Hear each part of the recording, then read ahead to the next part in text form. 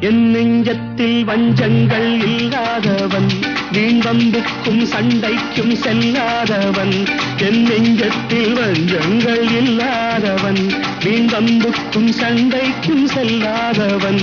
கைகட்டி வாய்மூடி யார் முன்னும் நான் நின்று ஆதாயம் தேடாதவன், அந்த ஆகாயம் போல் வாழ்பவன்.